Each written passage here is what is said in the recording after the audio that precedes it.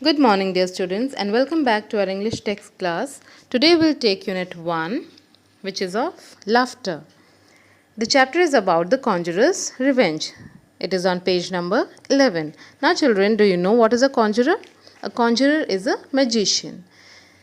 Now, it is a story about how the conjurer takes the revenge.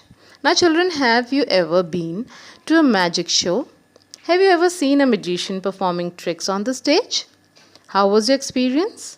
I think it must be very, very exciting, isn't it? In this chapter, we'll see the story of a conjurer. Conjurer is a magician. Now, the story starts with the conjurer or the magician performing his tricks on the stage. There is a whole lot of audience sitting right in front of him, and he is trying to impress the audience with his tricks. He says that first of all, I'm going to do is that to take out a bowl of goldfish from an empty cloth, and he takes an empty cloth, and from that cloth he brings out a bowl which is full of goldfish. Now everybody was amazed and wondered that how did he manage to do that. But then in the front row in the audience there was a man who was quick at his comments. That's why the writer called him Quick Man, as he was very quick in commenting on what the conjurer was doing. Now, as soon as he takes out the bowl of goldfish, the quick man whispers to the people sitting around him that he had it up his sleeve. Means he had a bowl of goldfish in his sleeve. Now everybody looks at him and they start thinking that this man really have a bowl of goldfish up in his sleeve. Now the conjurer became little upset. Then the conjurer says that now I'm going to show you a famous Hindustani trick. He says that do you see these rings, Hindustani rings? They are separate. Now I'm going to join all these rings together. Then he takes all the rings and says abracadabra, and says, and the rings got joined into a chain. As soon as he does that, everybody in the audience got surprised that how did he do that? But the quick man was again very quick to react, and he says, oh, it's just a trick, it's not a magic. That's not a trick, I'm sure. And he says that he must have a set of joined rings up in his sleeve.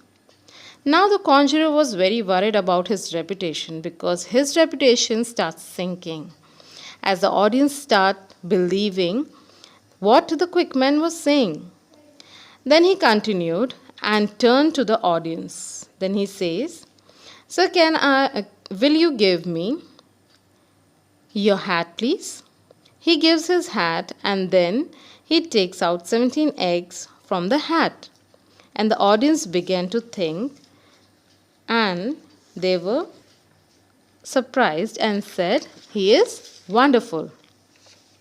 Now they were surprised, but again the quick man says, don't worry, it is not a trick. He has a hen up in his sleeve. Now the magician was really angry, but still after Quick Man's comments, he keeps on performing his tricks. But every time he performs his tricks, they were ruined by the Quick Man's comments. Now he was really upset and his reputation was rapidly sinking below zero.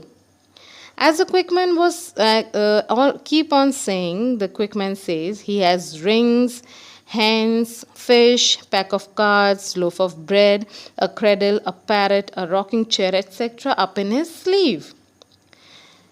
Then the conjurer thinks of an idea. He now thinks that now I must take a revenge. Now let us see how the conjurer takes his revenge. Then he turns towards the audience and says, now I will perform a famous Japanese trick from Tipperary. Then he turns to the quick man and says, sir, may I have your golden watch? The quick man immediately gives his watch to the conjurer. The conjurer takes it and says, "Now, do I have your permission to put the watch in a mortar and to break it into pieces?" The quick man says, "Okay, fine." The conjurer put the watch into the mortar and smashes into pieces. Now, the quick man thinks that it is a trick and the conjurer has its watch up in his sleeve. Then again he asks the quick man, "Sir, may I have your handkerchief?" He says, "Fine, take it." Then the conjurer asks that, "With your permission, may I put holes into this handkerchief?" The quick man says, "Fine." He starts making holes in the handkerchief. Now the quick man was puzzled as he could see holes in his handkerchief. Then the conjurer says, "Sir, may I have your silk hat, please?" The quick man says, "Okay, take it." He says, "Do you mind, sir, Do you mind if I jump on your or dance on your hat?" The quick man says, "No problem, sir." Now the conjurer takes the hat and starts dancing on that hat and destroys the hat. Now the quick man is really puzzled. He is unable to see through the trick. He is not able to understand what exactly the conjurer is doing. Then he says, "Sir, may I have your shirt collar and burn it in the candle?" He says, "Okay, take it." Then the conjurer says, "Sir, may I have your spectacles? I want to break them into pieces too." The quick man immediately gives his spectacles. He takes his spectacles and breaks it into pieces. Now the quick man is really puzzled. He is unable to understand the trick at all. The audience were also thinking what exactly the conjurer is doing, as they can see that he is really breaking things up. Then the conjurer turns to the audience and says that, "Now you have seen that with his permission, I destroyed his watch, burned his collar, smashed his spectacles, and danced on his hat. If he will give me further permission, I am going to paint green stripes on his overcoat and tie his suspenders in a knot. And if not, then I am telling you the performance has come to an end." And then everybody realizes that it was not a trick at all, that the magician has really destroyed all the things of the quick man. The quick man was also surprised and he understands his mistake.